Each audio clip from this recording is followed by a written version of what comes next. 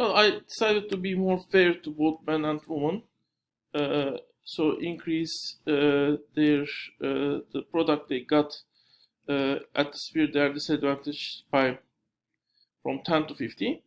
Well, for the market work, this means actually the wage of woman is half of the man. For the household work, that means when man does work to produce things that cannot be bought from the market, he is less productive. He produces half of the product that is produced by woman. This is when they put all their work to the household work or the market product. So when they are alone, since both men and women need household work and market work, products and household products to survive, man might get 25 units of household product, so be in shortage of household products, and basically get 50 units of market products. Women might be the opposite. Well, they might get a lot of household products. They produce a lot of things within the house, but they might not be able to get much from the market because their market income is low. Of course, alternatively, they might make the distribution differently. For example, this could be 60 and this could be 20. Or, for example, this could be 40 and this could be 30, for example. Or this could be 30 and this could be 40. That would be household work would be done. 30 units of household work is produced, and 40 units of market work is produced. But that's the case when the women spent 50% of their 80% of their time for the market work. Even then, they got some advantage. So you can work on it. Assume that for example, when they work for 10 hours for household work, they produce 50 units of household products. That would mean per hour they produce 5 units the man produce 5 units of household product, 10 units of women produce 10 units of household product. Man produce 10 units of market product, and women produce 5 units of market product. And using this, you can find different combinations. But assume the division is 50-50. So they work half of their time within the house, or half of the time within the market. In that case, basically, at the sphere they are worse off. They got 25 units of output. At the sphere they are better off. They will get basically 25 units of product. Now, if they are married, basically what can they do is they can concentrate on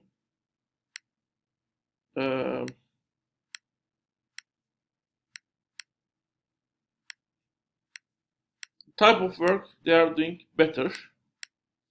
So men can spend all of their time for market work, so they don't produce any household work, and women spend all of their time for market work. They don't household work. They don't work as a wage laborer.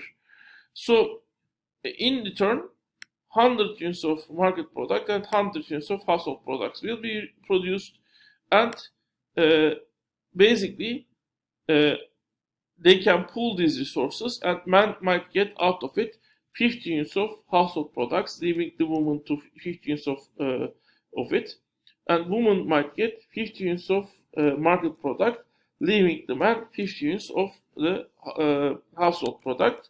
And as you can see, each of them is better when each of the sex concentrate on what they do best. Of course, again, everything starts with the assumption we have made. Assumptions we have made. This result is the result of those assumptions. Basically, we have a static analysis, where women already got men and women already got relative advantage, and that advantage stays basically.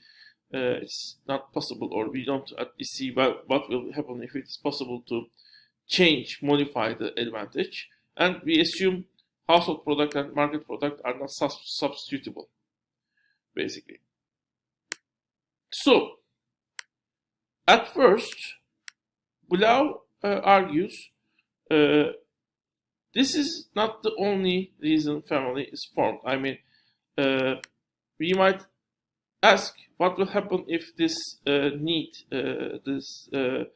relative advantage of women and men disappear, and each of them becomes skilled in both market and household work, or if household work will be substitutable fully with the market products. Well, will the family basis of the family disappear? Not according to Blau, Faber, and Winkler, basically the three people who write it. At first, I mean, as long as household work stay, there is economics of scale, which basically means that when we are talking on the household work, by working together, even if their productivity is the same, they might do things faster. I mean, well, this is not. This is also economics of scale, I believe. If you, as a single person, I was excited to cook my own meals, but I lose my interest very fast, because you quickly realize that producing a meal for one person and producing a meal for two or even four person is not that different. Of course, you peel more food basically, but the cooking time is the same. If you need to stir things, it is the same. You have a few more plates, but basically the main cooking devices, cooking pots, they are the same. I mean, you still need to clean them. So basically, having more people reduces the household work that should be done per person, certainly. But economics of scale are also, in some cases, true for the things that are bought and sold. For example, if you travel with four people in the car, I mean, the cost of traveling will be lower. If you get one room, if you stay as a single person in the room is cost almost the same compared with two people, or even in some cases 3 or 4 people staying in the same room. So having more people in the family decreases the costs basically, and production time when we are talking about the household products. And then we have public goods that could be bought by one person and be consumed by everyone.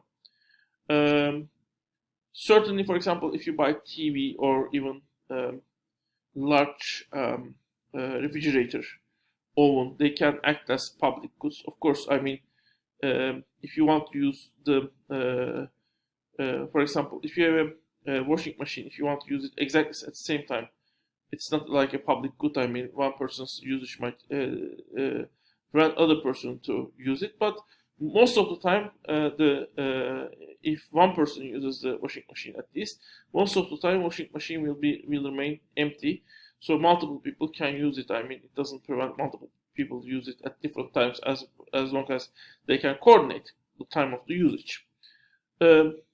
Children are sometimes also taken as public goods, by the way. I mean, they can be enjoyed by all adult family members or semi-grown children even, when it is something that gives people utility.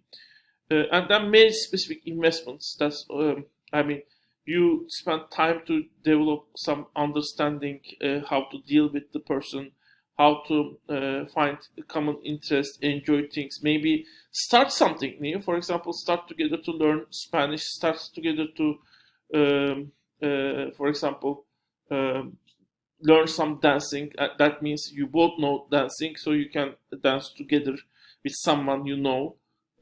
So living together in different ways make people to make marriage-specific investments. Even the effort you put to create a common understanding, common living basically is a specific investment, and those investments in return allow you to live together and enjoy your time together when you spend time together. So that's also one thing that make family exist. Risk pooling: if someone gets injured, the other family members can look for it, and the family members, and it's even financially. I mean, the people in the household. I mean, especially if husband and wife are working, one of them might try a risky investment, knowing that if he fails for a time, his wife might basically cover their costs, or the opposite might be true. But even I know families where while male member of the family studies at the university, the female member works and pays the cost, and then when a male member gets the diploma, then the female member goes to the university and studies. So this is another economic basis of the family. But these are all economic basis, by the way. And then institutional advantages. I mean, for example, tax rates might be lower for the families when more people are living together, basically, or at certain families might be offered some special deals. For example, even that's something that was something interesting. I mean, at the time, that's not family strictly speaking, but 14th of February, that's the St. Valentine's Day. I was alone. I was almost alone in St. I think I was always alone in the St. Valentine's days. I never spent with my lover, let's say. But once I have gone to a restaurant at that time, and they said they have a special deal for St. Valentine's Day. They give for one person price two pizzas, something like that. I said, okay, I want it. They said, no, you should be with your lover. I mean, as a single person, you cannot have that deal. So that deal only exists if you are coming with someone else. And in many ways, I mean, state institutions and even private institutions may make special deals for them, family members. So these are economic.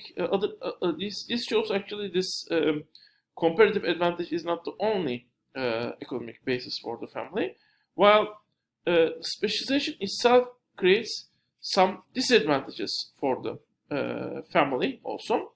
One thing is, of course, I mean, since household work is not a single work, but there are different type of works. For example, famously, the grill is something the man has taken the responsibility of, even though that's a household work also. And also repairing something within the house when it is broken is done by the male members.